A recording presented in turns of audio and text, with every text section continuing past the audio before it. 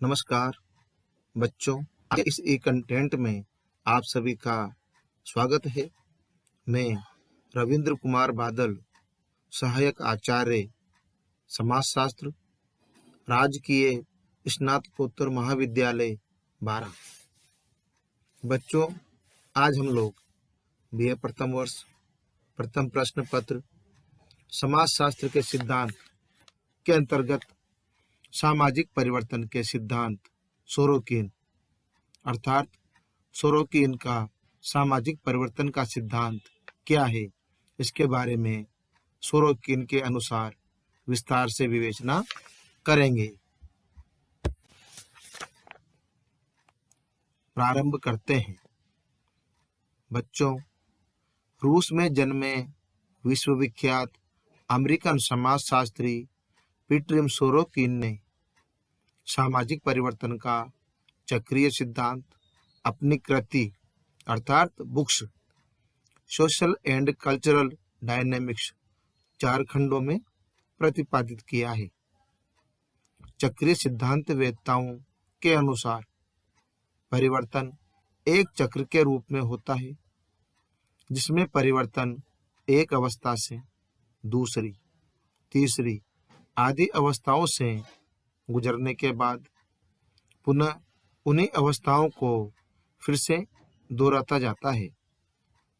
Sorokin इस चक्रीय सिद्धांत के प्रमुख समर्थक हैं और चक्रीय सिद्धांतवेत्ताओं की यह मान्यता भी है कि जिस प्रकार से व्यक्ति का जन्म, विकास एवं मृत्यु की प्रक्रियाएं होती है, उसी प्रकार से संस्कृति का भी चक्रीय उतार चढ़ाव निरंतर चलता रहता है। सामाजिक परिवर्तन के सिद्धांतों में और विशेष रूप से चक्रीय सिद्धांतों में आपका उल्लेखनीय योगदान है।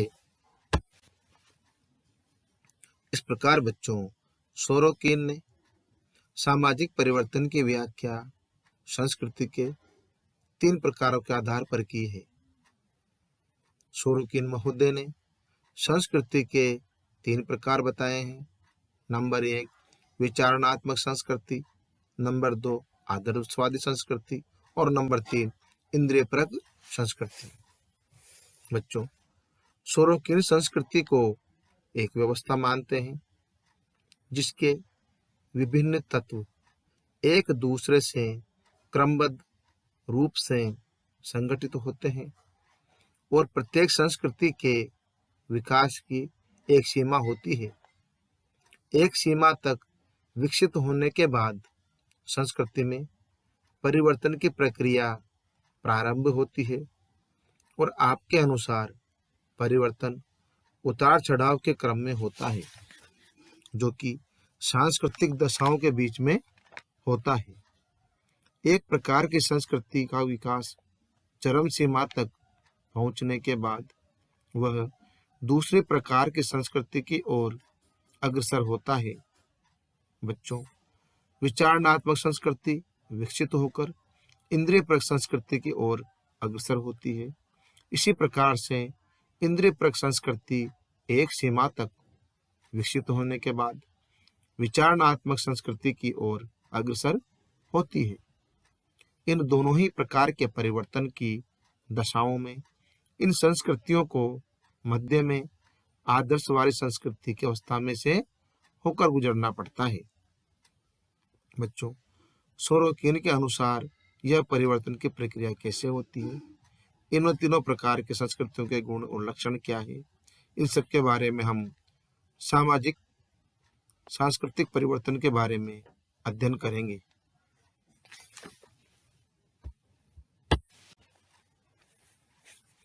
इसके पश्चात बच्चों, अब हम संस्कृति के प्रकारों का वर्णन करेंगे।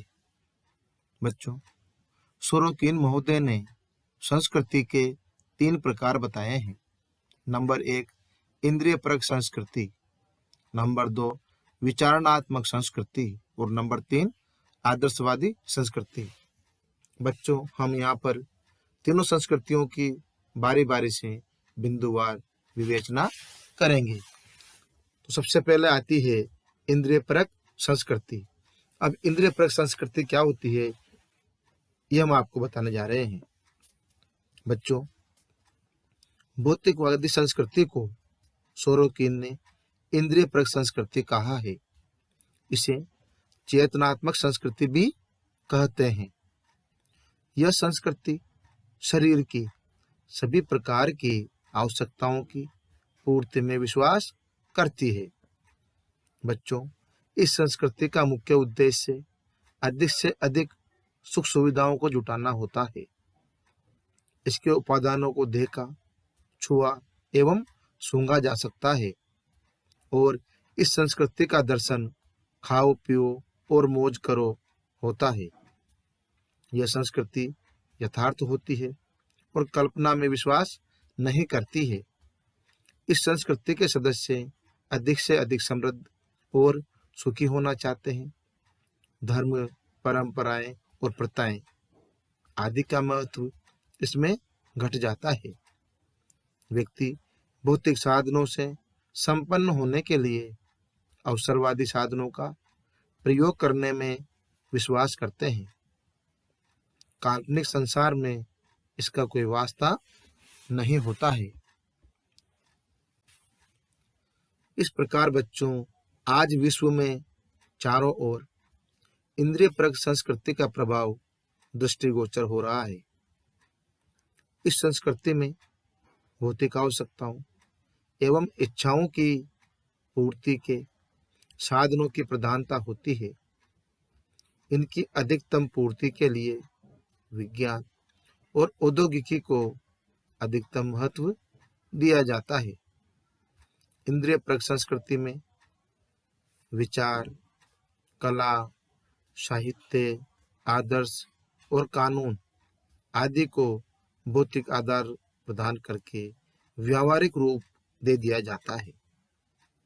सामाजिक घटनाओं के कारणों का अन्वेषण व्यावहारिक आधार पर किया जाता है और निष्कर्ष रूप में यह कहा जा सकता है कि यह संस्कृति चारवाक के दर्शन प्राणवान को आजीवन सुख के लिए चिंतित रहना चाहिए के सिद्धांत पर आधारित है।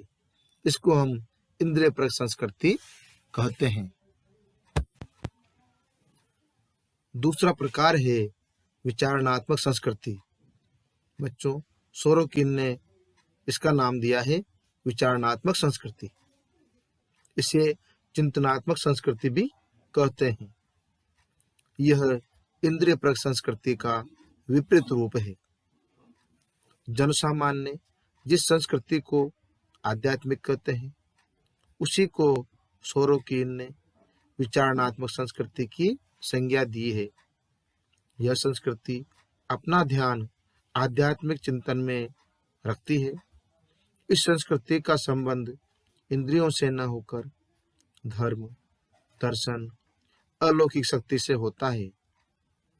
विचारणात्मक संस्कृति का उद्देश्य अंतिम सत्य की खोज धर्म, दर्शन एवं अध्यात्म से होता है।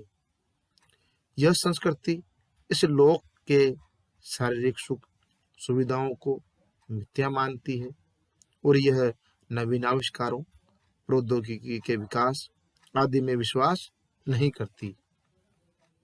इसका उद्देश्य व्यक्ति को शाश्वत सत्य से साक्षात्कार करना होता है।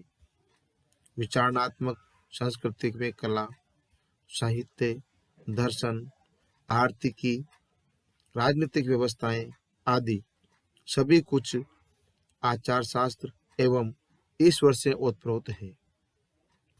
इसमें आध्यात्मिक कल्पना जीवन का लक्ष्य बन जाती है और सभी घटनाओं का कारण एवं परिणाम अलौकिक शक्ति को माना जाता है। बच्चों, इस संस्कृति में विज्ञान एवं प्रौद्योगिकी का विकास रुक जाता है एवं पिछड़ जाता है। भारतीय संस्कृति इसी प्रकार की रही है। इसको बच्चों विचारणात्मक संस्कृति कहते हैं। इसके पश्चात तीसरा प्रकार है आदर्शवादी संस्कृति। बच्चों, इस संस्कृति में इंद्रिय परक और विचारणात्मक दोनों ही संस्कृतियों की विशेषताएं देखी जा सकती है और यह चेतनात्मक और विचारणात्मक संस्कृति के बीच की अवस्था है।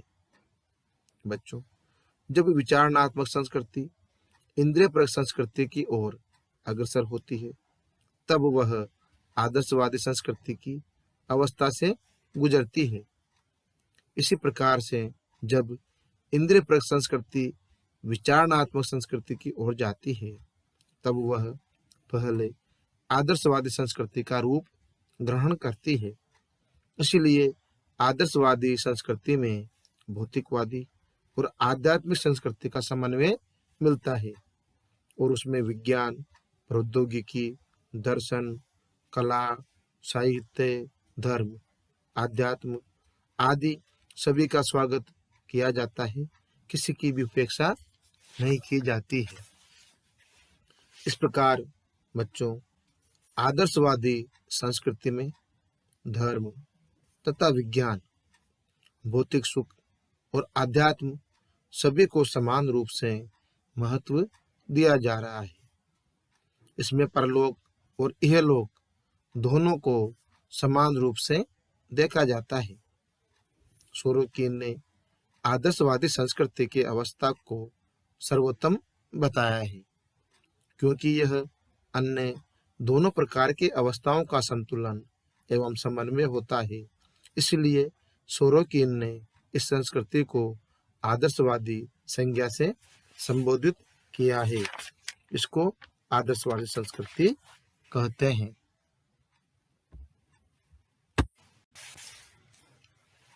इसके बाद बच्चों, अब हम सामाजिक परिवर्तन की व्याख्या के बारे में विवेचना करेंगे। बच्चों, सोरोकिन ने संस्कृति के उपर्युक्त तीनों प्रकारों की अवस्थाओं के द्वारा सामाजिक परिवर्तन की निम्न प्रकार से व्याख्या भी की है। सोरोकिन की मान्यता है कि जब एक समाज विचारणात्मक संस्कृति के विकास की चरम सीमा पर पहुंच जाता है तो उसके बाद वह धीरे धीरे विपरीत प्रकार की इंद्रियपरक संस्कृति की ओर गतिशील होता है।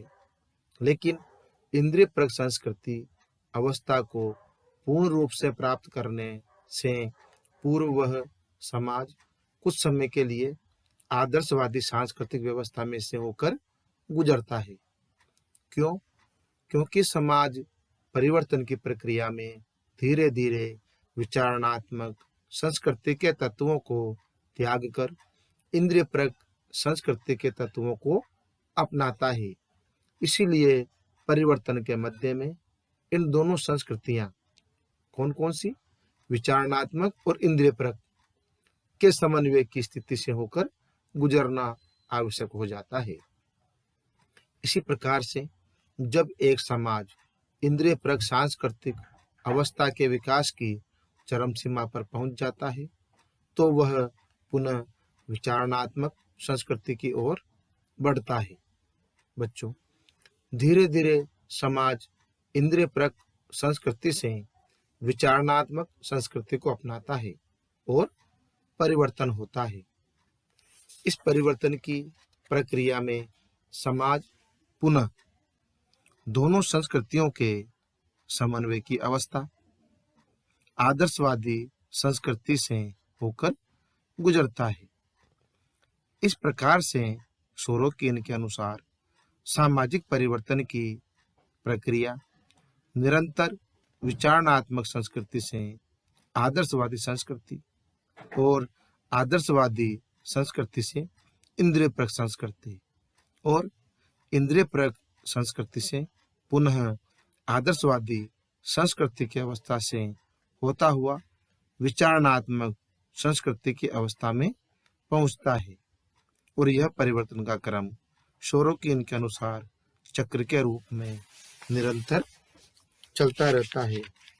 तो बच्चों, आज हमने सामाजिक परिवर्तन के सिद्धांत सोरोकिन और सोरोकिन का सामाजिक परिवर्तन का सिद्धांत के बारे में विस्तार से विवेचना की, आप लोगों को समझाया और आपको जरूर समझ में आया होगा। सभी को पुनः धन्यवाद।